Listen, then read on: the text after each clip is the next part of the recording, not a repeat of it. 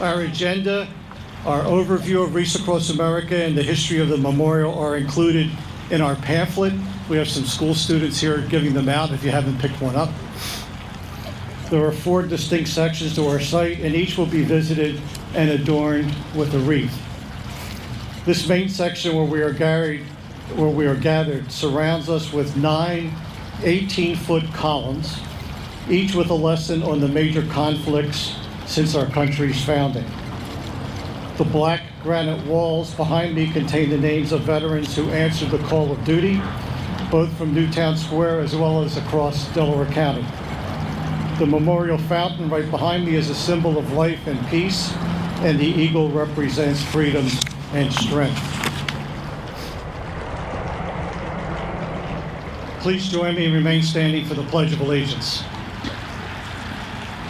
I pledge allegiance to the United States of America and to the republic for which it stands, one nation, under God, indivisible, with liberty and justice for all.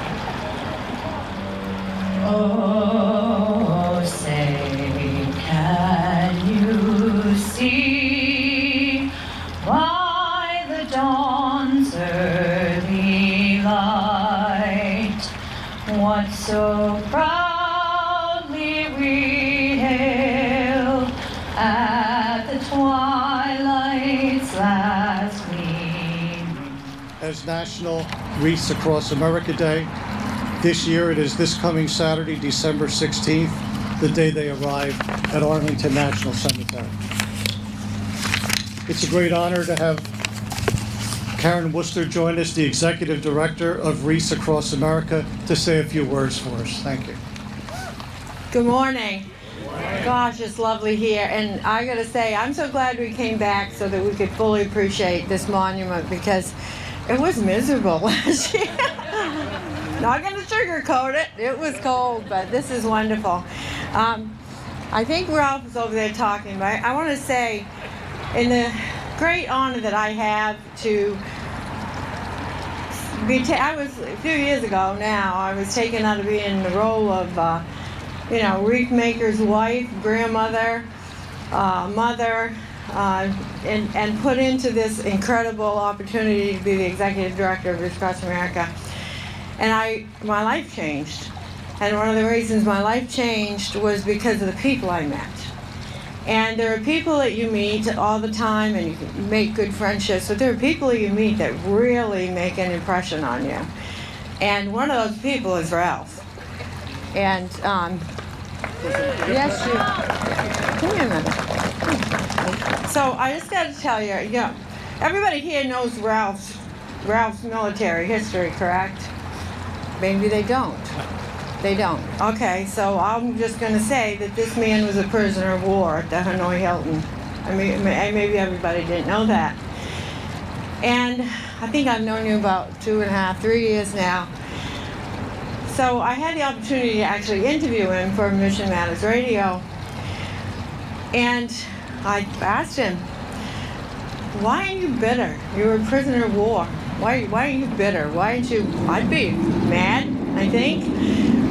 This man has so much joy coming out of his soul and so much love for his country and his fellow veterans that he's a joy to be around. And I'm just going to paraphrase, and if I get this wrong, you tell me. When you've lost your freedom, when you don't even get to decide if you're going to eat, when you're going to eat, you don't get to go to the bathroom in privacy, you don't get to do any of those things, you could be beaten for being an American. And then you really, every breath of air you take from there on, you realize how precious life and freedom is. And he spreads that everywhere he goes. And I love seeing you. I love being around you. And you are one of those people who inspire me in my journey on Wreaths Across America. The other thing I want to say about being here today is how important it is that the kids are here. It's so, so, so important. And that is my passion. And that is something that I've learned more than ever. And I don't want you ever to underestimate what you're bringing kids here at whatever age to just witness what you're doing here today.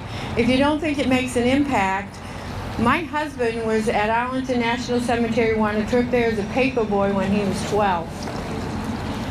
And years later, even then, he knew the vastness of it. He knew. They explained what was going on there. But it stayed with him. He remembered that.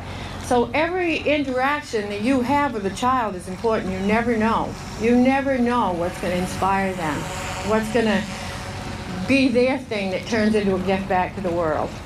And the thing I love about coming down the highway and stopping at these stops, a thing that stuck with me, if I had to recall which town, because we've been in a few, but a young lady who at 5, 6 years old, her dad was deployed. She had a real tough time with it. But you know what she did? She went into her school and she created on her own a group to work with other kids whose parents are deployed and to help each other.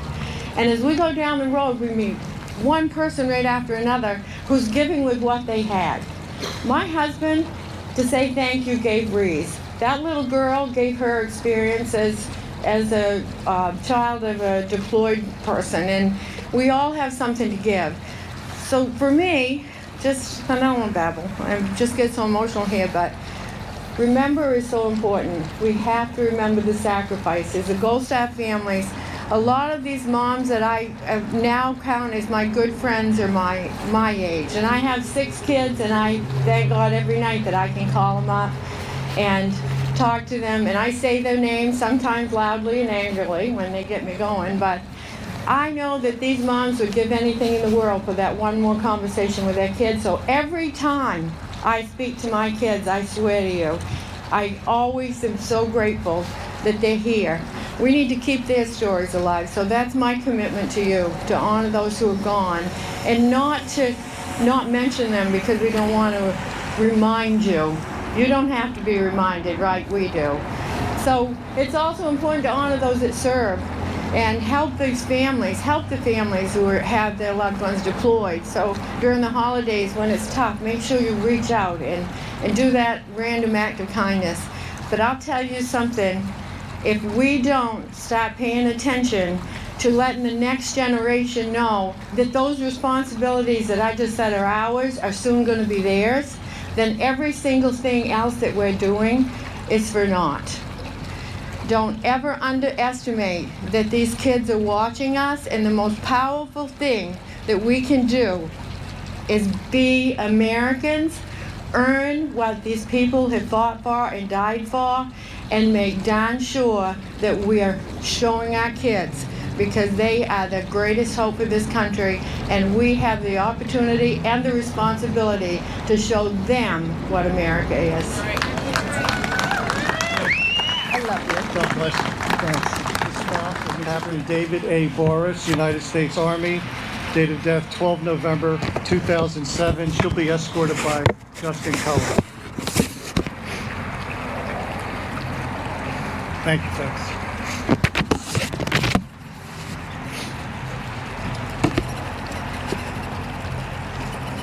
Trudy Korma, the mother of First Lieutenant Salvatore, parents of Specialist Tristan C. Smith, United States Army, date of death 27 August 2006. They'll be escorted by Karen Confer.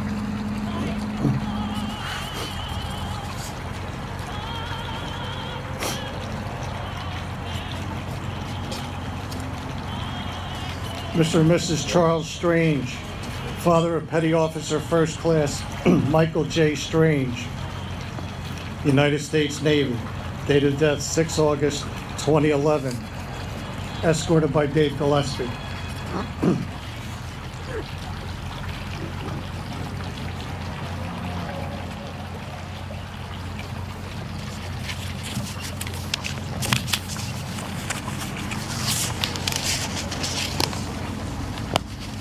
Your sacrifice will always be remembered.